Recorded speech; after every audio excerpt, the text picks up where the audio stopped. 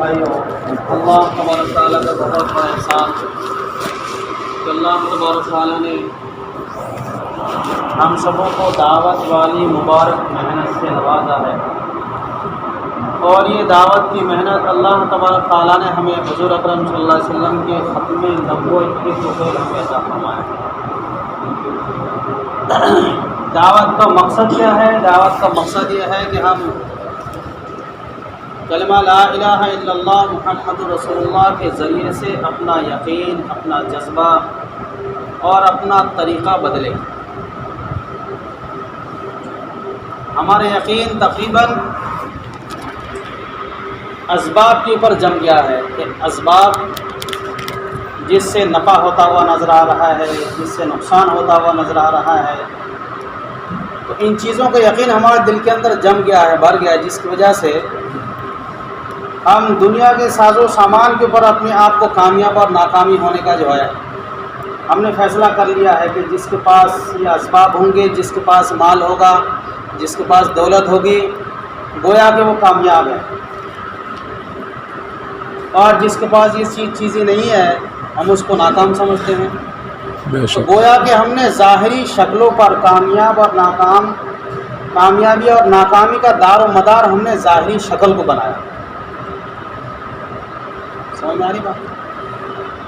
کلمہ لا الہ الا اللہ کے ذریعے سے یہ چاہا جا رہا ہے کہ ظاہری شکلوں سے یقین کو نکال کر اللہ کی قدرت پر آ جائے، اللہ کی قدرت پر آ جائے۔ اس لیے کامیابی اور ناکامی کا دار و مدار ظاہری شکل اور ظاہری کیفیت کے اوپر نہیں ہے، بلکہ اندر کے حال کا نام ہے۔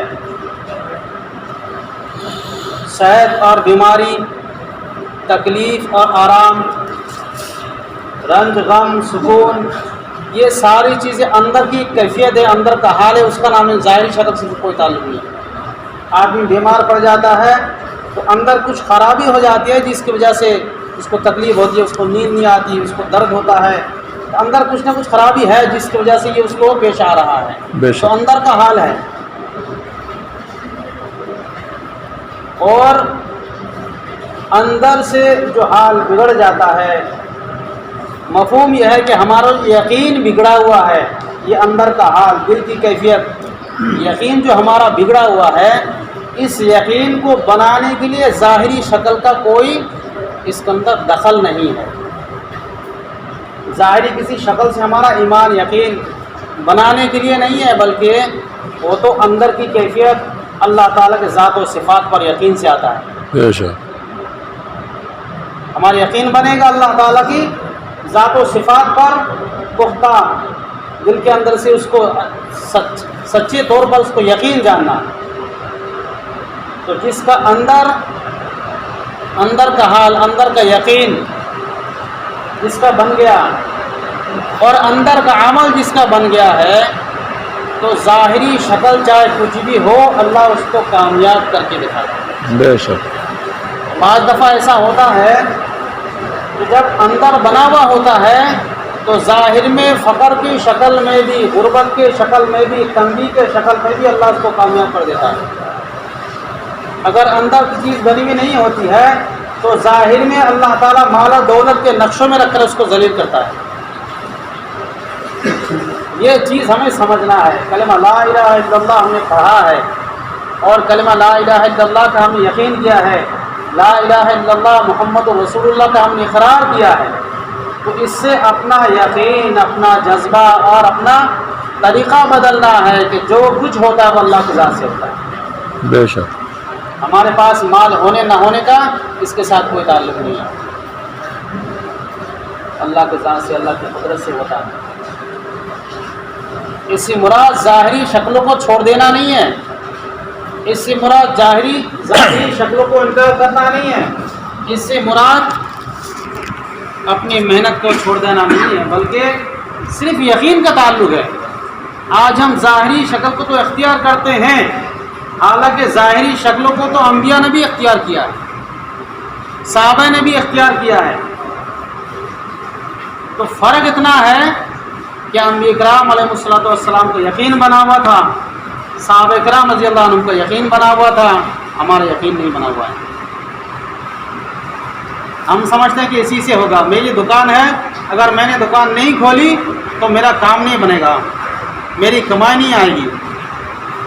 اور صحابہ کرام کیا سمجھتے تھے؟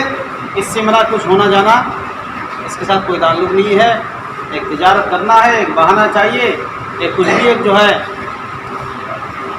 یہاں تک کہ فرماتے ہیں کہ اگر ہم کوئی کام کرتے ہیں تو اس کام کا مقصد ہمارا یہ ہو کہ لوگ ہم کو کہیں یہ نہ سمجھے کہ یہ دوسرے کا محتاج ہے، اس کو زکوٰۃ دو، اس کی مدد کرو، تو لوگوں کے جو ہے اس خیال کو دور کرنے کے لیے، نہیں بھائی میری دکان ہے،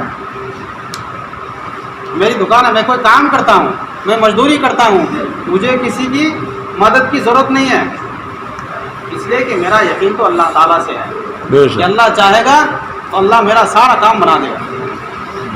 سوال یہ ہے کہ میرے زندگی میں اللہ کا حکم احکام آیا کہ نہیں آیا ہے؟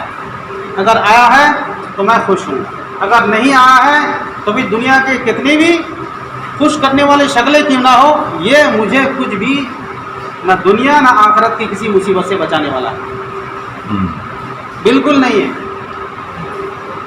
اس لیے انبیاء کرام علیہ السلام اس چیز کی تعلیم دیتے تھے، یہی چیز سمجھاتے تھے امت کو، یا ایھا الناس قولوا لا الہ الا اللہ تفلحوا، اے لوگو لا الہ الا اللہ کہہ لو کامیاب ہو جاؤ گے۔ تو صحابہ کرام کا کہنا تھا اور ہمارا کہنا آسمان و زمین کا فرق ہے۔ صحابہ کرام جو زبان سے کہتے تھے اس پر ڈٹے رہتے تھے، ان الذین قالوا ربنا اللہ ثم استقاموا، جنہوں نے کہا میرا رب اللہ ہے تو اس پر جمے رہنا ہے۔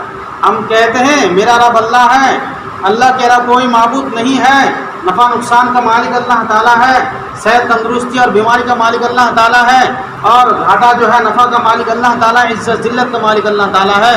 لیکن پھر ہم یہ سمجھتے ہیں کہ اگر ہم کہیں کوئی جو ہے کسی جگہ جاتے ہیں تو میرا کمائی کا حرج ہوگا، اگر دین کی خاطر کہیں ہم جو ہے قدم اٹھاتے ہیں تو میرا دکان کا نقصان ہو جائے گا۔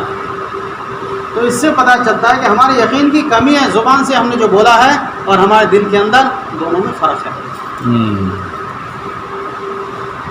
تو نماز تو اسی چیز کا نام ہے کہ نماز کے ذریعے سے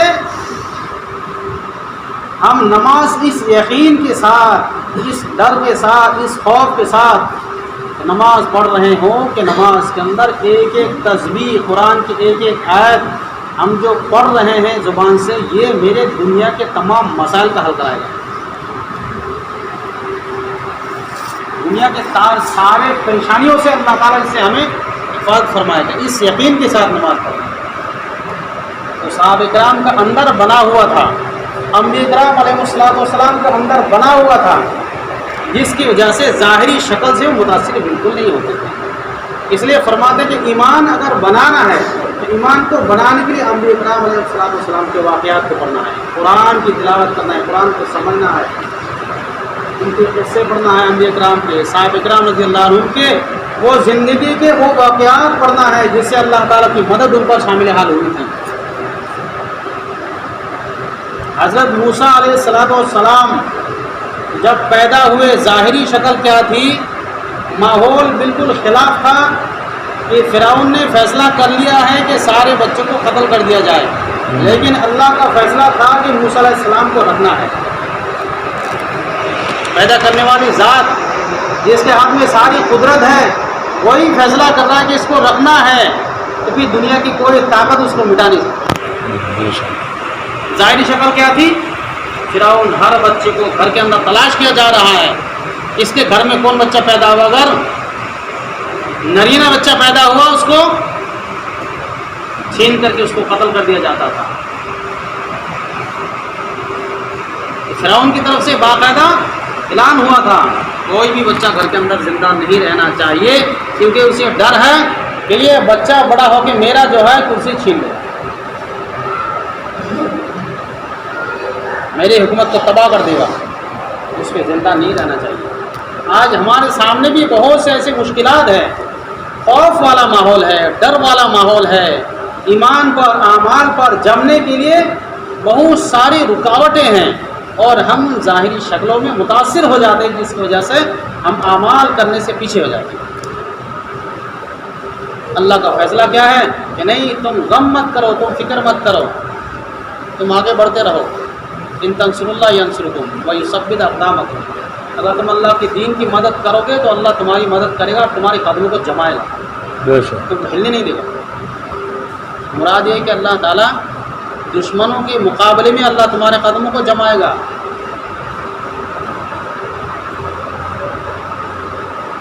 حضرت ابراہیم علیہ السلام کے بارے میں اس سے زیادہ، یعنی حضرت ابراہیم علیہ السلام کے اوپر جو حالت آئی، سب سے بھیانک حالت آئی، جلانے کے لیے فیصلہ کر لیا کہ اس کو جلانا ہے۔ فرمایا کتنے دور تک آگ کو جلا، آگ کی بھٹی جلائی، زمین کو کھود کر گڈھا کھود کے اس کے اندر آگ جلائی، ایسی بھیانک آگ جلائے کہ اوپر سے کوئی پرندہ بھی گزر رہا ہے تو دھن کے نیچے گر جائے، یہ آگ۔ لیکن ابراہیم علیہ السلام کے دل کے اندر ذرہ بھی خوف نہیں کہ مجھے یہاں ڈالا جائے گا، ذرہ بھی خوف نہیں، مطمئن ہے کہ میرا مولا مجھے دیکھ رہا ہے، مجھے توحید پر یقین ہے، اللہ کی قدرت پر مجھے یقین ہے۔ تو اللہ جب کسی کی مدد کرتا ہے تو جب آدمی چاروں طرف سے مایوس ہو جاتا ہے، مایوس ہو کر کے یکسو ہو کر کے اللہ سے مانگتا ہے تو اللہ کی مدد شامل ہے۔ اگر ذرہ بھی مخلوق سے کسی بھی قسم کو کوئی امید ہے نا، اللہ کی مدد نہیں آئے گی۔ ذرا بھی کسی چیز سے امید ہے کہ فلاں میرا کام بنا دے گا، اللہ اس کو مسلط کر دے گا، پھر مقدر جو ہونا ہے وہ ہوگا ہی، لیکن وہ یقین کے گڑبڑی کی وجہ سے اس کو ثواب نہیں ملا، اللہ کی مدد سے محروم ہو جائے گا۔ تو انبیاء کرام کا ایمان خالص ہوا کرتا تھا، کوئی کھوٹ نہیں، ذرہ برابر اس کے اندر کسی قسم کی ملاوٹ نہیں، خالص ایمان ہوا کرتا تھا۔ تو انبیاء کرام علیہ السلام کو اللہ براہ راست تربیت فرماتے تھے۔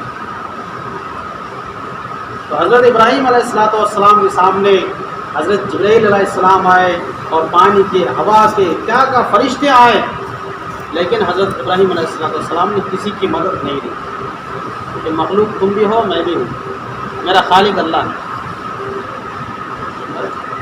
اللہ نے کیسی مدد فرمائی، اللہ نے ایسی مدد فرمائی کہ کسی فرشتوں کو بھی نہیں بھیجا، کسی ہوا کو نہیں بھیجا، کسی بارش کو نہیں بھیجا، کسی چیوٹی، کسی درندہ چرندہ پرندہ کسی کو نہیں بھیجا، اللہ نے براہ راست آگ کو حکم دیا، نار کونی بردم و سلام علی ابراہیم، میرے ابراہیم پر سلامتی والی ٹھنڈی ہو جائے، ٹھنڈی ہو جائے اور تکلیف والی نہیں، سلامتی والی ٹھنڈی ہو جائے۔ تو آج میرے دوستوں بزرگوں، آج ہم اپنے معاشرے کے اندر، آج ہم اپنے ماحول کے اندر، اپنے سماج کے اندر یقین کی محنت، اور یقین بھی کوئی چیز ہوتی ہے اندر سے، اس کو ہم جانتے ہی نہیں ہیں کہ یقین بھی بنانے والی چیز ہوتی ہے۔ ہم غیر کے ماحول میں رہتے رہتے اعمال اور یقین اور اعتقاد، طریقہ سب کچھ بھلا دیے ہیں۔ یہ ہمارے محرومی اور ہمارے بد نصیبی کی بات ہے، اس کو دور کرنا ہے۔ دعوت والی مبارک محنت کے ذریعے سے یہ چاہا جا رہا ہے کہ ہماری جان، ہمارے اوقات، ہمارا مال، ہماری صلاحیت، سب کچھ حضور اکرم صلی اللہ علیہ وسلم کے، آپ کے طرز پر، آپ کی زندگی کے طرز پر، آپ کے طریقے پر ہم لگانے والا بنے۔ مال تو ہم خرچ کرتے ہیں لیکن حضور اکرم صلی اللہ علیہ وسلم کے طریقے پر نہیں کرتے ہیں۔ وقت تو ہمارا لگتا ہے لیکن آپ صلی اللہ علیہ وسلم کے، آپ جو آپ کا لایا ہوا دین پوری دنیا کے اندر زندہ ہو جائے، اس کے لیے ہم وقت نہیں لگاتے۔ ہمارے صلاحیت تو دوسری جگہ صلاحیتیں ہماری لگتی ہے، لیکن یہ صلاحیت ہم دین کی خاطر نہیں لگاتے۔ اس لیے برابر ہم بیان میں سنتے ہیں بڑوں کے، مولانا حضرت جی یوسف رحمۃ اللہ علیہ ان کے ملفوظات کے اندر لکھا ہوا ہے کہ اگر اس زمانے میں ہم دین کی محنت کریں گے اور پوری دنیا کے اندر دین زندہ ہو جائے، اس کے لیے اگر ہم دین کی محنت کریں گے تو صحابہ اکرام پر جو اللہ کی مدد آتی تھی اس سے 50 گنا زیادہ مدد آئے گی، کیونکہ اللہ جانتا ہے کہ یہ کمزور ایمان والا ہے۔ اور صحابہ کے سامنے نبی خود بنفس نبیذ موجود تھے، کوئی مسئلہ ہوتا تھا، گھر کا مسئلہ ہوتا، کہیں باہر کا ہوتا، کہیں کا بھی مسئلہ ہوتا، فوراً آپ صلی اللہ علیہ وسلم کے پاس آ کر کے عرض کرتے یا رسول اللہ میری یہ فلاں مسئلہ ہو گیا، کیا کریں؟ ان کے سامنے آپ صلی اللہ علیہ وسلم خود موجود تھے، ہمارے سامنے موجود نہیں ہے، ہم بن دیکھے ایمان لائے ہوئے، ہم نے آپ کو دیکھا نہیں ہے، لیکن ہمارا یقین ہے، ایمان ہے کہ حضور اکرم صلی اللہ علیہ وسلم، حضرت محمد صلی اللہ علیہ وسلم کو اللہ نے نبی بنا کر بھیجا ہے، وہ آخری نبی تھے دنیا کے اندر، جب تک ان کو محنت کرنی تھی اللہ کے یہاں فیصلہ تھا، اللہ نے محنت کروایا، اس کے بعد پھر یہ محنت کی ذمہ داری اللہ نے ہمارے پر ڈالی۔ حضرت یوسف علیہ السلام بھائیوں نے کیا طے کر لیا ہے کہ یوسف سے زیادہ محبت ہے ہمارے باپ کو، حضرت یعقوب علیہ السلام سب سے زیادہ محبت کرتے یوسف سے۔ محبت دیکھیے، محبت ایک ایسی چیز ہے، دل کا ایک عمل ہے، اور دل کس کے ہاتھ میں ہے؟ اللہ کے ہاتھ میں۔ آپ کی 5 اولاد ہے، 5 اولاد میں سے کسی ایک اولاد کو آپ فطری طور پر آپ کی زیادہ محبت ہو جاتی ہے، اس میں آپ قصوروار نہیں ہیں۔ ہاں اگر آپ انصاف کرنے میں، برابری کرنے میں، دونوں کو جو ہے ہدیہ تحفہ دینے میں اگر آپ برابری نہیں کرتے تو پھر آپ مجرم ہیں۔ لیکن دل کی کیفیت الگ ہے کہ بھائی محبت جو ہے 5 سے ہے، لیکن چھوٹے سے زیادہ محبت ہے۔ اس کا مطلب یہ نہیں کہ آپ جو چھوٹے کو زیادہ دے دیں، بڑے کو کم دے دیں، دینے میں تو برابری کرنا ہے، لیکن محبت میں کسی سے زیادہ آپ کا دل مائل ہو گیا تو آپ معذور ہے۔ حضرت یعقوب علیہ السلام نبی تھے، یوسف علیہ السلام نبی ہونے والے ہیں، یوسف علیہ السلام نبی ہونے والے، فطری طور پر ان کی محبت زیادہ تھی۔ بھائیوں نے طے کر لیا ہے کہ ان کو یہاں سے ہمارے والد صاحب کی نگاہ سے ہٹاؤ، پھر تبھی ہم سے محبت کریں گے۔ تو انہوں نے کیا فیصلہ کر لیا ہے کہ ان کو کنویں میں ڈال دیا جائے، کنویں میں ڈال دیں گے، ادھر سے کوئی قافلہ آئے گا، اٹھائے گا، اٹھا کے لے جائے گا، کہیں لے جا کے بیچ دے گا، غلام بنا کے، ہمارا کام حاصل ہو جائے گا، کہیں سے کہیں چلا جائے گا، پتہ بھی نہیں چلے گا اس کو، چھوٹا ہے بڑا ہوتا ہے تو سب بھول جائے گا۔ لیکن اللہ کے یہاں طے تھا کہ یہ بچہ بڑا ہو کر مصر کا عزیز بننے والا ہے، مصر کا بادشاہ بننے والا ہے۔ پھر کن کن مرحلوں سے اس کو گزارنا ہے وہ اللہ کے یہاں فیصلہ ہو چکا ہے۔ تو آج اگر ہم کوئی دین کی محنت ہم کر رہے ہیں، دیکھنے میں بوریا بستر اٹھائے ہوئے معمولی سا آدمی ہے، دیکھنے میں لگتا ہے مسجد کے اندر عبادت گزار ایک معمولی سا آدمی ہے، دیکھنے میں لگتا ہے سماج کے اندر اس کی کوئی حیثیت نہیں، لوگ کوئی اس کی عزت نہیں دیتے ہیں، لیکن تقویٰ طہارت میں ممتاز آدمی ہے، تو اللہ تعالیٰ اس کو کامیاب کرنے کا فیصلہ کر چکا ہے۔ کسی کے کہنے سے، کسی کے سننے سے، کسی کے برا کہنے سے، کسی کی عزت نہیں کرنے سے کچھ فرق پڑنے والا نہیں ہوتا ہے، ہمارا کام تو اللہ بنائے گا۔ تو دعوت کی محنت کو ہم نے ہلکا سمجھا ہے، آج ہم نے اپنے آپ کو بنایا نہیں۔ دیکھیے کہ ہم اپنے ساتھیوں کا اکرام بھی بھول جاتے ہیں بعض دفعہ۔ حضور اکرم صلی اللہ علیہ وسلم ایک یہودی سے قرض لیے تھے، حدیث میں کئی بار ہم سنے ہیں، اہل صحابہ میں تعلیم بھی ہوا ہے، اور وہ یہودی خود سے کہا کہ آپ مجھ سے قرض لے لیجیے، دے دیجیے، کوئی دقت نہیں۔ تو حضور اکرم صلی اللہ علیہ وسلم نے قرض لیا اور کسی کے یہاں خرچ کیا ہے، آپ نے اپنے ذات کے لیے قرض نہیں لیا۔ وہ یہودی جو ہے، جو دینے کا وقت تھا اس سے پہلے آ کے آپ صلی اللہ علیہ وسلم سے مطالبہ کر رہا تھا کہ قرض کا کیا ہوا، ہمارا قرض ادا کرو، حالانکہ اس سے جو وعدہ تھا ابھی کئی دن باقی تھا، اس سے پہلے آ کے مطالبہ کر رہا ہے کہ کیا ہوا، قرض کیوں نہیں ادا کرتا ہے، اور تم تو بنی ہاشم تو تم تو ایسے ڈال مڈول کرنے والے ہو، قرض لیتے ہو دیتے نہیں ہو۔ یعنی جان بوجھ کر آپ صلی اللہ علیہ وسلم کو غصہ دلانا، جان بوجھ کر تاکہ غصہ ہو جائے، ان کا مقصد حاصل ہو جائے۔ حضرت عمر رضی اللہ تعالیٰ عنہ بغل میں بیٹھے ہوئے تھے، عمر رضی اللہ تعالیٰ عنہ بہت غصہ ہو گیا، یا رسول اللہ حکم دے دے اس نالائق کے اس کم وقت گردن اڑا دوں، اس کو معلوم نہیں ہے کہ یہاں پر جو ہے کس سے بات کر رہا ہے۔ تو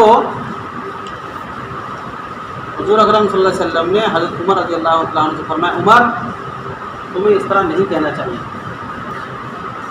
تمہیں تو یہ کہنا چاہیے تھا، میرے کو یہ سمجھانا چاہیے تھا کہ آپ جو ان کا قرض ادا کر دو، اور اس سے یہ تم کو کہنا چاہیے تھا، اس یہودی سے کہنا چاہیے تھا کہ آپ اپنا قرض کا مطالبہ تھوڑا اچھے طریقے سے کرو، آپ کا قرضہ مل جائے گا، تھوڑا اچھا سے بولو، تم کو دھمکانا نہیں چاہیے تھا، دھمکانا اور ڈانٹنا نہیں چاہیے تھا، چلو اس کا قرضہ ادا کر دو۔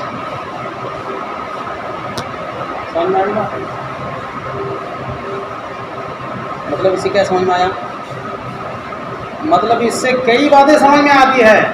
ایک تو یہ سمجھ آیا کہ دونوں آدمی میں اگر کوئی بات ہو جاتی ہے تو آپ کو بیچ میں بولنا ہے تو صحیح بولنا ہے، نہیں تو نہیں بولنا.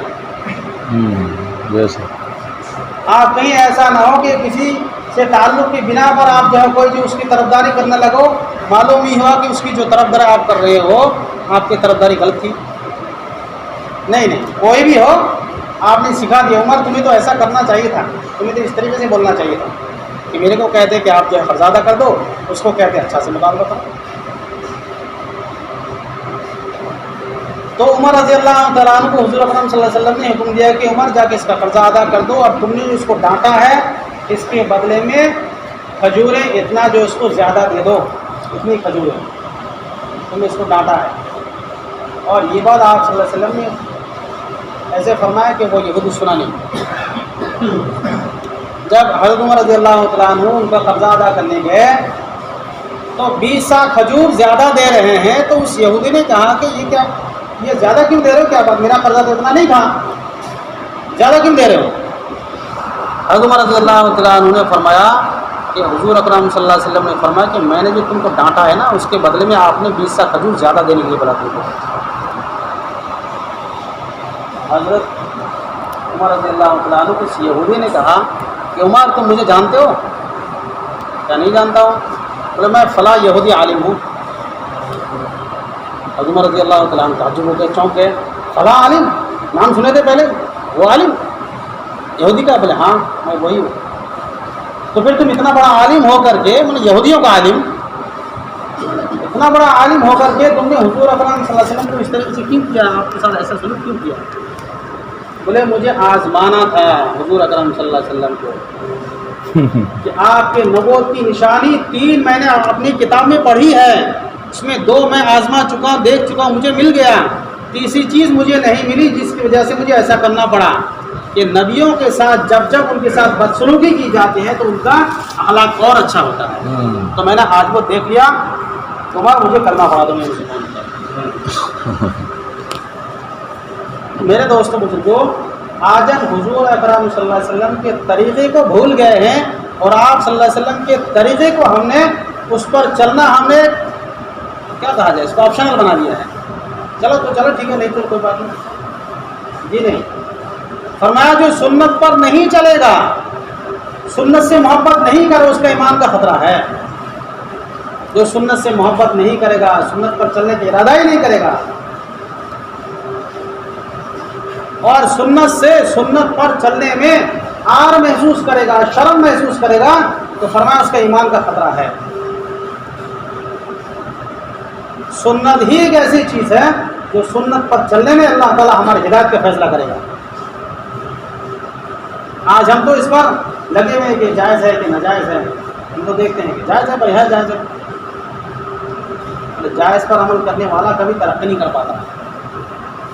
جائز پر عمل کرنے والا ترقی نہیں کر پاتا ہے. جائز تو آخری سرحد ہے. فرمایا اگر آپ یہاں سے کہیں دور کسی جگہ آپ کو جانا ہے، یہاں سے آپ کوچ بہار جائیں گے، کسی سے اگر آپ پوچھیں گے تو آپ کو کون سا راستہ بتائے گا؟ جو شارع عام ہے، جو ہائی وے ہے وہ بتائے گا، فلاں ہائی وے ہے، یہی سیدھا راستہ ہے، ادھر چلے جاؤ. کسی سے بھی پوچھے گا آپ کو ہائی وے بتائے گا. تو ہائی وے میں آپ کو جانا ہے، راستے میں آپ کو کہیں جاتے ہوئے معلوم ہوا کہ راستے میں ادھر سامنے جو ہے کہ راستہ بند ہے، ہائی وے، مگر ایک راستہ ہے، آپ کو تھوڑا سا کٹ کے اندر سے جانا پڑے گا. چھوٹا راستہ ہے، آپ کو بستی کے اندر سے کٹ کے تھوڑا جانا پڑے گا، تو پھر آپ جا کے پھر ہائی وے میں مل جائیں گے. ہمارے بڑے مثال دیتے ہیں. سنت شریعت آپ صلی اللہ علیہ وسلم کا ہر فعل، آپ کا قول اور آپ کا چال ڈھال، آپ کا کھانا پینا، آپ کا معاشرات معاملات، ہر چیز ہمیں جو ہے شارع عام، ہمارے لیے شارع عام ہائی وے ہے کہ اس پر ہم چلے. کہ کسی وجہ سے اگر ہم نہیں چل پا رہے ہیں بھائی، کسی وجہ سے ہم اس پر عمل نہیں کر پا رہے ہیں، تو تھوڑی دیر کے لیے مفتیان اکرام بتا دیں کہ بھائی تھوڑا سا ادھر ہو کر کے ہو جاؤ، لیکن آنا تم کو وہیں ہے مین روڈ میں. لیکن اگر کسی سے پوچھو کہ بھائی مجھے یہاں کچھ بہار جانا ہے، تو کیا چھوٹا راستہ بتائے گا؟